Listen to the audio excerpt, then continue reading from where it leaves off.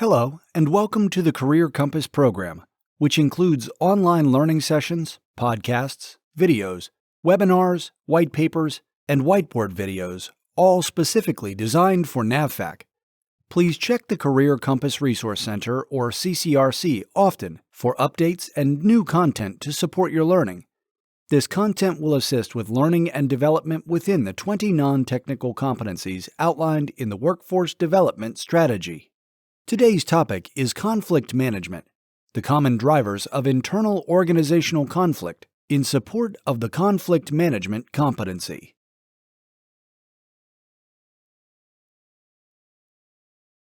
Throughout this video, you will see a paper pencil icon on some slides indicating a workbook activity. When you see this icon on the top left corner, this means I'll be asking you to write something in your workbook or refer to your workbook. If possible, download the workbook from the Career Compass Resource Center, or CCRC, before continuing with this course. However, if you are not able to, no worries. Just use any piece of paper and write your thoughts down on that. You can always transfer that to the workbook later.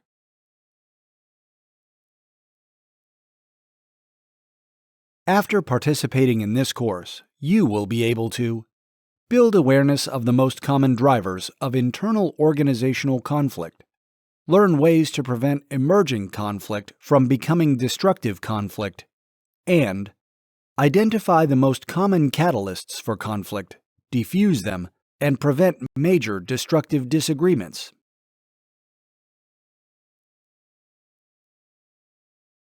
Today, we will talk about common causes of organizational conflict, different methods and tips for conflict resolution, and then we'll discuss some case vignettes and ask you some probing questions to see how these situations might apply to NAVFAC.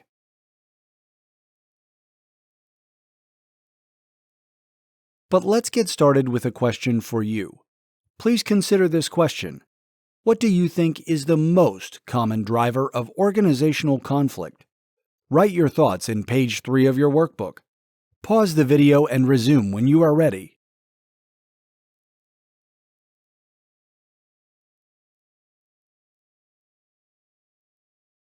This list is both long and incomplete.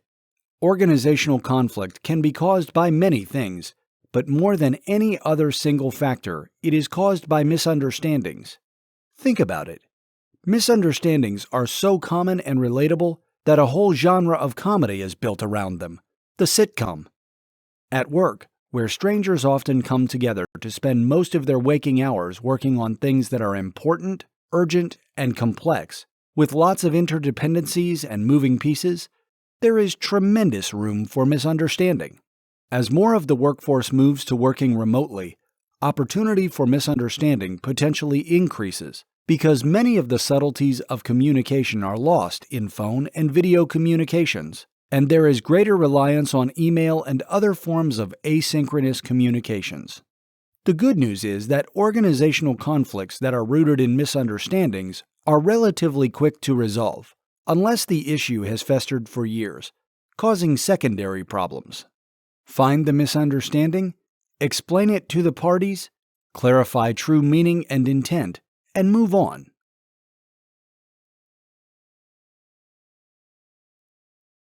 Beyond misunderstandings lie numerous other, mostly more complex causes for conflict. The good news is that many of these are in your control, or at least within your influence to address, even before conflict arises. Let's be clear, though. No matter how vigilant you are about rooting out the causes of organizational conflict and intervening, there will always be conflict in groups. The goal is to reduce it and manage it so that it does not become destructive. Every leader knows that change initiatives often lead to angst that can erupt into conflict. That might be conflict between leaders and employees who resist change, or conflict in teams where some embrace the change and others reject it. Or conflict may even arise because there is disagreement on how to effect the change. One thing most leaders don't realize is how much they must communicate and repeat themselves for their messages to be truly heard. Employees often complain that they don't know what's expected of them and that they aren't clear as to what constitutes top performance. If this devolves into perceptions of unfairness around raises, promotions, and other rewards, you'll likely face a costly engagement and turnover problem. And even though you want flexible teams who don't work to their job descriptions and do no more, conflict often arises when people feel like their areas of responsibility have been assumed by others. Of course, people have differences in personality, politics, values, and so on. These frequently lead to conflict depending on the work environment and culture. Needless to say, favoritism will always lead to resentment, and then, most likely, conflict.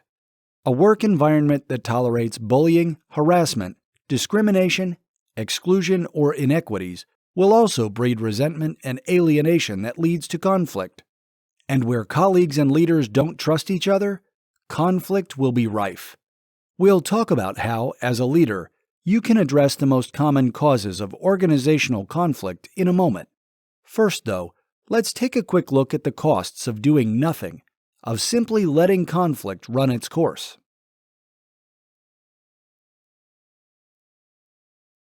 You may have heard the quote, "All happy families are alike. Each unhappy family is unhappy in its own way." Tolstoy was talking about families, but philosopher that he was, he had an even bigger picture in mind. He was describing universal truths and certainly principles that apply to teams. His opening lines in Anna Karenina have resonated so broadly that today the management psychology literature has given it a name, the Karenina principle. According to this principle, ignoring just a few universal factors of what motivates people at work can undermine all efforts at engagement. Even though you work with certain people daily, you may never completely get to know them, and you can't as a leader address all the many factors that might lead an individual to disengage from time to time.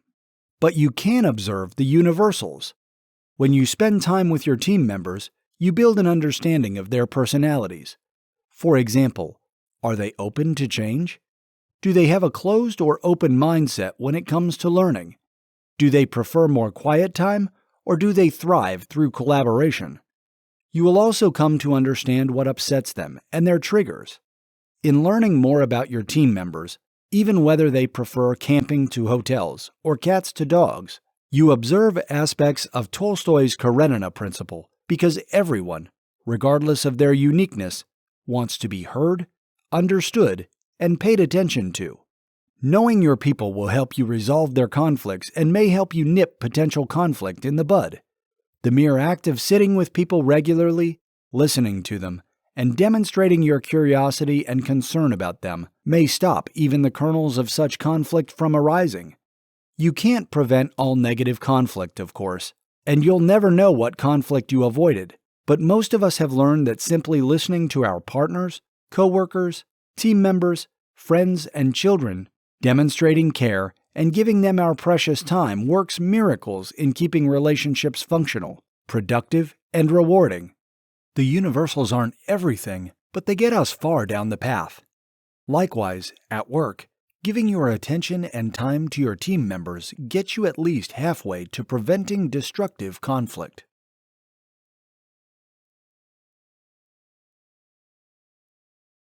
Let's look deeper now into some of the techniques and practices you can use as a leader to manage organizational conflict.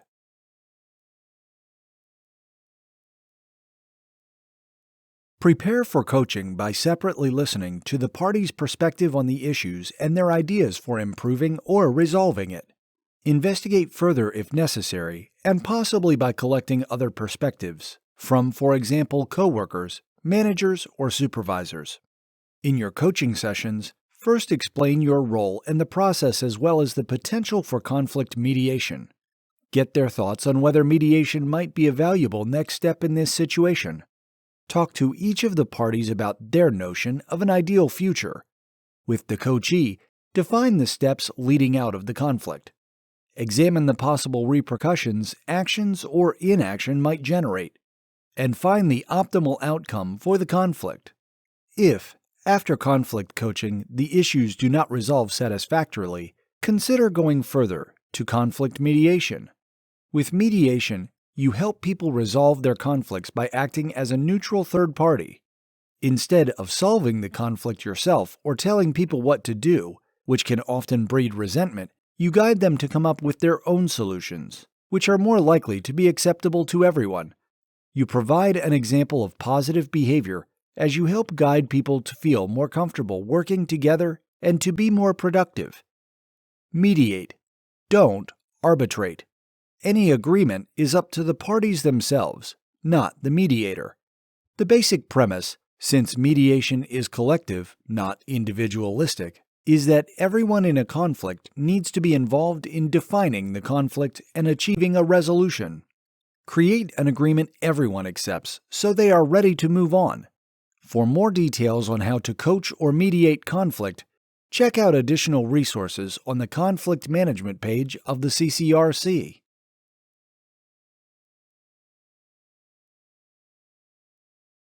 Now let's look again at some of the more common causes of organizational conflict and what you can do to address them. Conflict tends to occur in time of change, when people are stressed and perhaps fearful. Communicate the reasons for change, the benefits and the consequences of not changing. Try to involve your team in the change and make sure that they are trained and equipped to do the new things that change requires. Where communications from leadership are sparse, confusing, and insufficient, conflict is almost inevitable. Countering this is simple but time-consuming. Do it anyway. Communicate much more than you think is sufficient. Don't leave any room at all for confusion. People want and really need to know what's expected of them. It is ungrossly fair to expect something from an employee and not tell them what that is in clear and unambiguous terms. No leader wants employees who only work to their job descriptions, but that doesn't mean you should simply hire people, give them a title, and let them loose. Some people thrive in ambiguity. Most don't, and no one wants to interfere with or duplicate someone else's work. Encourage teamwork, but avoid conflict and waste by giving people clear responsibilities. Let them figure out their own best way to do the work and hold them accountable.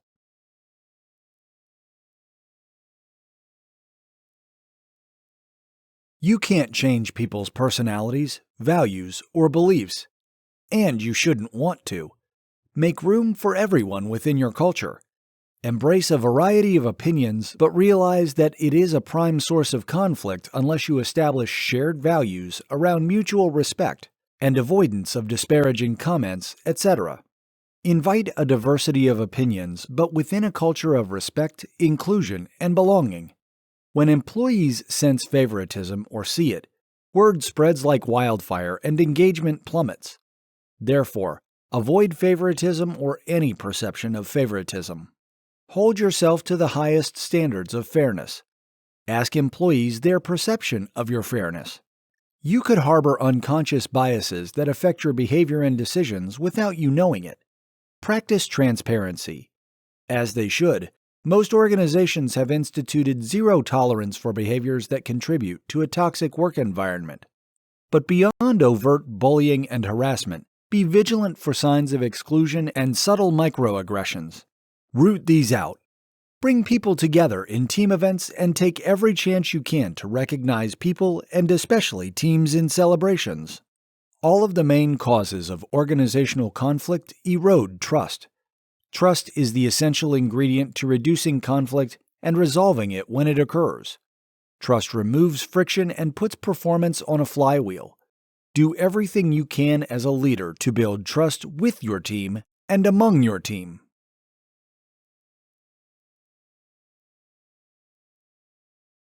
You may have heard that many symphony orchestras use blind auditions to choose their musicians.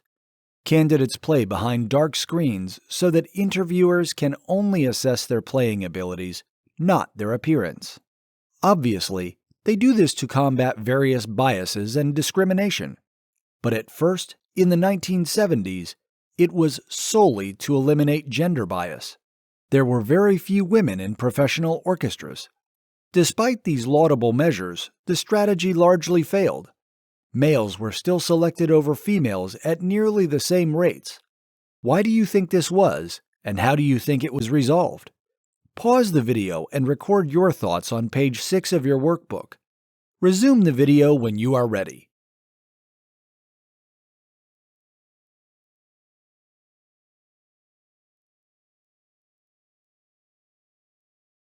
That's right. Footsteps. It turns out that biases are so powerful, pervasive, and unconscious that in many cases the judges were influenced by the heavy footsteps of men versus those of women. The judges thought they were making unbiased decisions, but were subconsciously discriminating against women. It may sound unbelievable, but there's proof. When the stage floors were muffled to prevent the sound of footsteps, the same judges increased their selection of women by 30%. Other orchestras followed, and today, almost half of orchestra members are women. Ask yourself, could your actions, behaviors, or decisions be subconsciously biased? Sometimes the only way to know is to ask your team members. After all, their perception is everything when it comes to avoiding conflict around real or perceived unfairness and favoritism.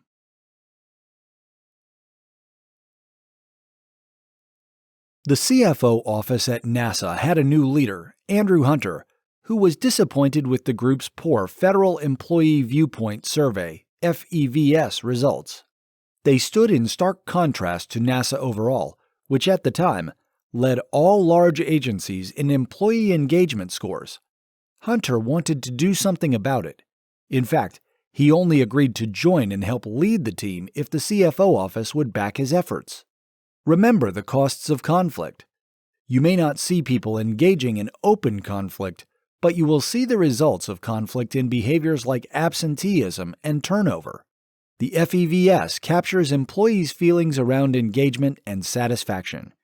It is an excellent indicator of how much conflict or potential conflict your team, group, or agency may be experiencing. Here, Hunter quickly identified a complete lack of confidence in performance ratings and the fairness and objectivity of those completing them as a core cause of low engagement scores. Hunter translated this into trust. He realized that employees and managers were in long and deep conflict over perceptions of fairness and favoritism. This, as Hunter knew, is poison to any organization. Over the next several years, Hunter and his leadership team instituted several initiatives designed to build back trust and confidence. They included coaching where employees' concerns were heard and understood. Managers invested much more in one-on-one time with their team members than they did before. They also held frequent meetings and town halls where supervisors and team members could express their issues and ideas openly, which moves them toward shared understanding and resolutions. The leadership instituted a simple suggestion box as well, where employees could leave their ideas anonymously. Importantly, they adjudicated each and every suggestion, agreeing to some, rejecting most. They took other measures, including some aimed at inclusion, and within 5 years, improved engagement and inclusion ratings in the group dramatically.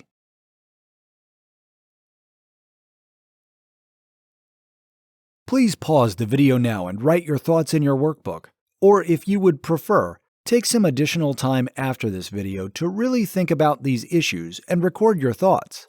Think about these questions in the context of NAVFAC. Do you face any similar potential conflict in your team at NAVFAC?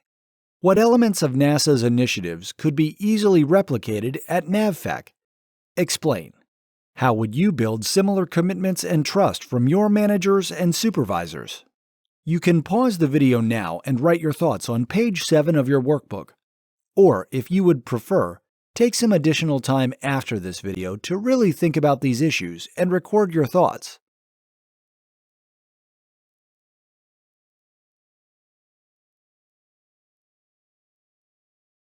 Here is another vignette that deals with organizational conflict.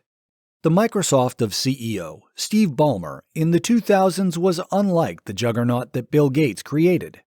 When Gates left, Microsoft was at the pinnacle of the IT industry. Every computer engineer and programmer wanted to work there.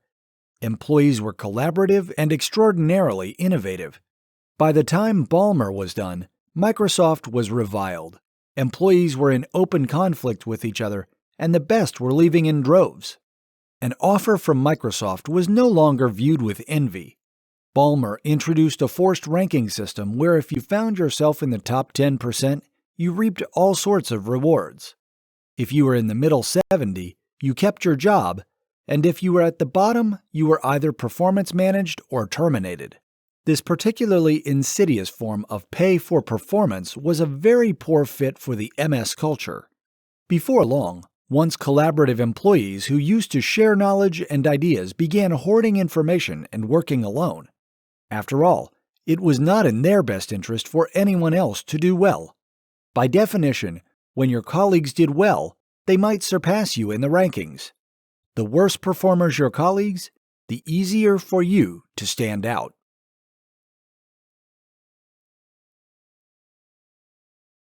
Consider these questions in the context of NAVFAC. Which impacts experienced by Microsoft, if any, are similar to problems you may face at NAVFAC? Why do you think Ballmer's approach to performance management created such divisiveness and conflict at Microsoft? What would you do to right the ship? Please pause the video now and write your thoughts on page 8 of your workbook, or if you would prefer, take some additional time after this video to really think about these issues and record your thoughts.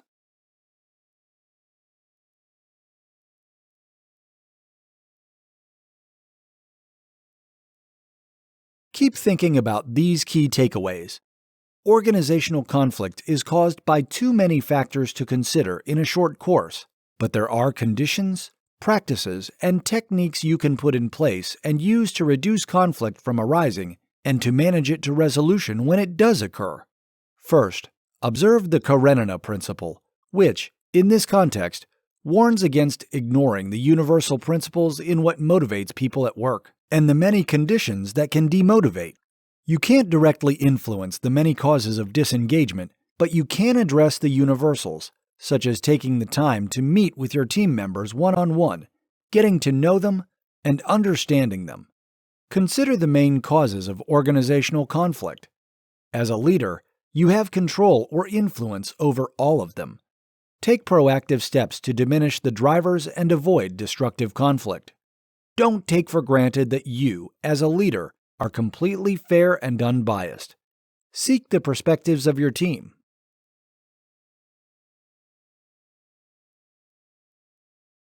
Thank you for watching this video. We hope that you gleaned useful and helpful information. If you have any questions, please contact your local civilian training advocate or contact HQ's BD17 at NAVFAC-HQ Total Force Development at Navy.mil.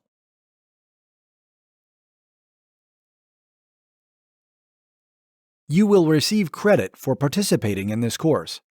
To receive credit, email the address below with the listed subject line, course name, and completion code.